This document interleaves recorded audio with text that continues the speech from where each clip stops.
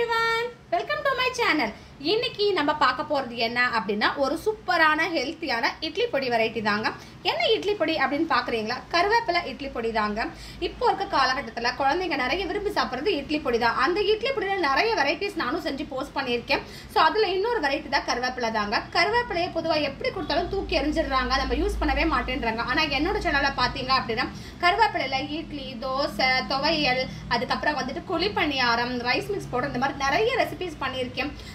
நிறைய பேர் எனக்கு ஃபீட்பேக்ஸோட ரொம்ப நல்லா இருக்கு, கருவேப்பிலை சாப்பிட மாட்டேன்னு சொன்னவங்க கூட விரும்பி சாப்பிடுறாங்க அப்படின்னு சொல்றாங்க. அந்த ரெசிபியோட லிங்க் எல்லாமே டிஸ்கிரிப்ஷன்ல ஆட் பண்றேன்.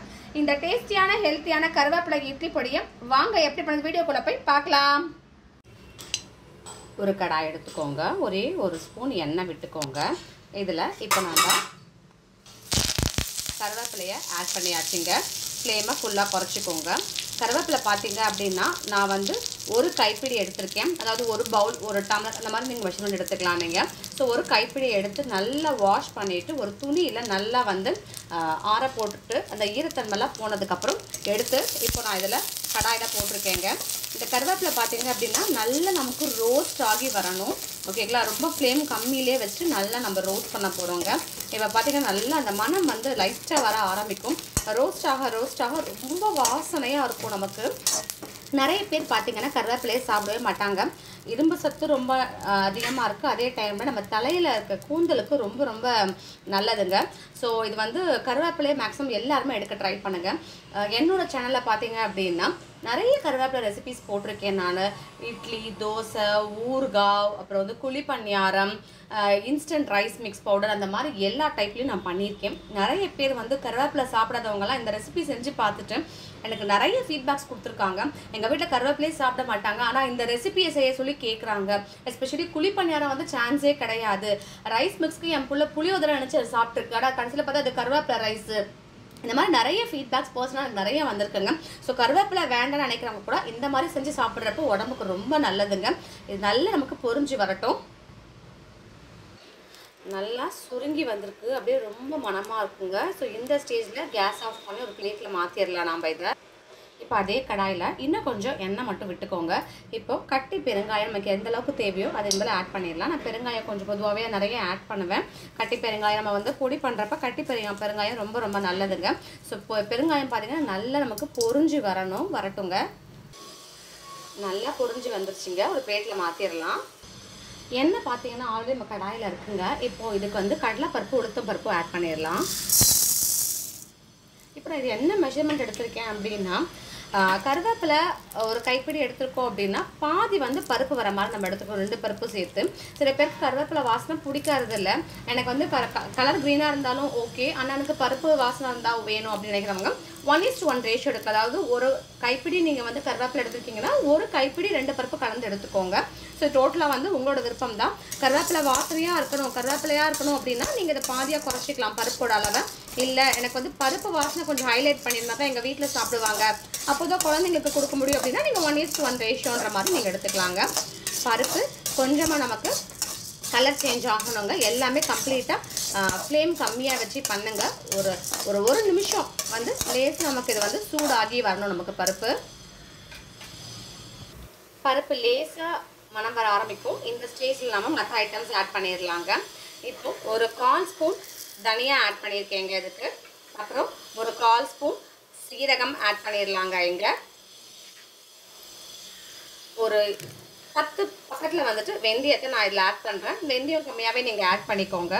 காரத்துக்கு இப்போ நான் வந்துட்டு மிளகும் வரமிளகாவும் தான் ஆட் பண்ணுறேன். ஸோ உங்கள் வீட்டு காரத்துக்கு ஏற்ற மாதிரி மிளகும் வரமிளகாவும் ரெண்டும் சேர்த்து அட்ஜஸ்ட் பண்ணிக்கோங்க நீங்கள், சரிங்களா?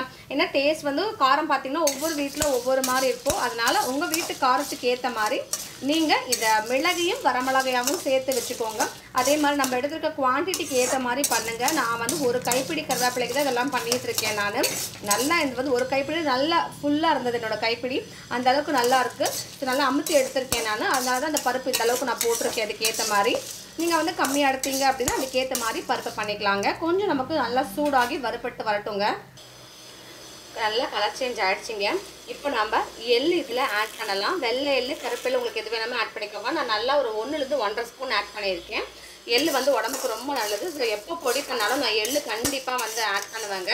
ஸோ எந்த எள்ளு கிடைக்குதோ டக்குன்னு அந்த நேரத்தில் நீங்கள் ஆட் பண்ணிக்கோங்க. ஸோ எள்ளு நல்லா நமக்கு பொரிஞ்சு வரணுங்க.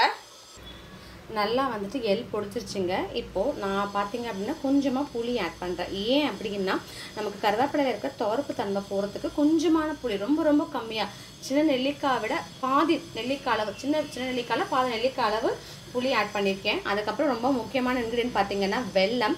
நான் இவ்வளோ தான் ஆட் பண்ணுறேன் இந்த குவான்டிட்டிக்கு. ஏன்னா அந்த துவர்ப்பு தன்மையை எடுத்தால் தான் டேஸ்ட் கொடுக்கும். ஸோ ரொம்ப கம்மியான குவான்டிட்டி. சும்மா இதை போட்டுட்டு ஒரே ஒரு மிக்ஸ் கொடுத்துருங்க. அவ்வளோதான். இந்த சூட்லேயே அப்படியே இருக்கட்டுங்க. இதை நீங்கள் எதுவுமே பண்ண வேண்டாம். இப்போ கேஸ் ஸ்டவ் மட்டும் மாற்றிட்டு இந்த சூட்லேயே அப்படியே நீங்கள் வச்சுக்கோங்க. கடாய் எடுத்துக்கோங்க. கொஞ்சமாக எண்ணெய் விட்டுட்டு ஒரு 5லிருந்து 6 பூண்டு பல் வந்து நான் ஆட் பண்ணுறேன். தோல் உரிக்கலை, முழுசாக அப்படியே தான் இதில் ஆட் பண்ணுறேன். நம்ம தோலோட நல்லா வந்து இதை பொரிச்சு எடுத்துக்க போகிறோம். அப்போ தான் ரொம்ப நல்லாயிருக்கும், சாப்பிட்றதுக்கும் சரி, டேஸ்ட் வைஸ் ரொம்ப சூப்பராக இருக்குங்க. இது நல்லா பொரியட்டுங்க. இந்த மாதிரி நல்லா ரோஸ்ட் பண்ணி எடுத்துக்கோங்க. இப்போ இதையுமே ஒரு பிளேட்டில் மாற்றிட்டு எல்லாமே நல்லா நமக்கு ஃபேன் காற்றுலாம் நீங்கள் ஆற வச்சுக்கோங்க. ஆறதுக்கப்புறம் என்ன பண்ணுறதுன்னு நான் சொல்கிறேன். கம்ப்ளீட்டாக எல்லாமே ரூம் டெம்பரேச்சருக்கு வந்துருச்சுங்க. இப்போ இது எல்லாமே கருவேப்பிலை, பூண்டுலேருந்து பருப்புலேருந்து எல்லாத்தையும் மிக்ஸி ஜாரில் ட்ரான்ஸ்ஃபர் பண்ணிவிட்டு இதுக்கு தேவையான உப்பு ஆட் பண்ணிக்கோங்க. கல்லுப்பு ஆட் பண்ணியிருக்கேன். இப்போ இது நல்லாவே நம்ம இட்லி பொடிக்கு எப்படி நம்ம வந்து ரன் பண்ணி எடுப்போமோ அதே மாதிரி ரன் பண்ணி எடுத்துகிட்டு உங்களுக்கு நான் காட்டுறேன். நல்லா மிக்சியில் போட்டு நல்லா அந்த ஃபைன் பவுடர் ரன் பண்ணி எடுத்துருக்கேன். நான் ரொம்ப நல்லாயிருக்கு பார்க்குறதுக்கு, டேஸ்ட்டு ரொம்ப சூப்பராக இருக்குது. நம்ம ஒரு பவுலில் மாற்றிட்டு உங்களுக்கு நான் காட்டுறேன். ரொம்பவுமே டேஸ்டியான ஹெல்த்தியான கருவேப்பிலை இட்லி பொடி அருமையாக ரெடி ஆகிடுச்சிங்க. இதில் டேஸ்ட்டில் எந்த ஒரு காம்ப்ரமைஸும் இல்லாமல் லைட் க்ரீனிஷோட சாப்பிட்றதுக்கு அதே இட்லி பொடி டேஸ்ட்டோட செமையாக ரெடி ஆகிடுருக்கும். இந்த இட்லி பொடி பார்த்தீங்கன்னா நீங்கள் சாதாரணமாக இட்லி தோசைக்கெல்லாம் தொட்டு சாப்பிட்றது இல்லாமல் ரைஸ்க்கு தொட்டு சாப்பிடலாம். ரொம்ப சூப்பராக இருக்குங்க. ஈஸியாகவும் ஹெல்த்தியாகவும் அதே டைமில் உடம்புக்கு ரொம்ப ரொம்ப நல்லது செய்யக்கூடிய கருவேப்பிலையை இந்த மாதிரி மெத்தட்லையும் நீங்கள் வந்து யூஸ் பண்ணி பார்க்கலாங்க. இன்னும் இந்த மாதிரி நிறைய ரெசிபிஸ் தெரிஞ்சுக்க என்னோட சேனலை சப்ஸ்கிரைப் பண்ணி வச்சுக்கோங்க. இன்னும் ஒரு சூப்பரான ரெசிபி உங்களை நான் மீட் பண்ணுறேன். தேங்க்யூ.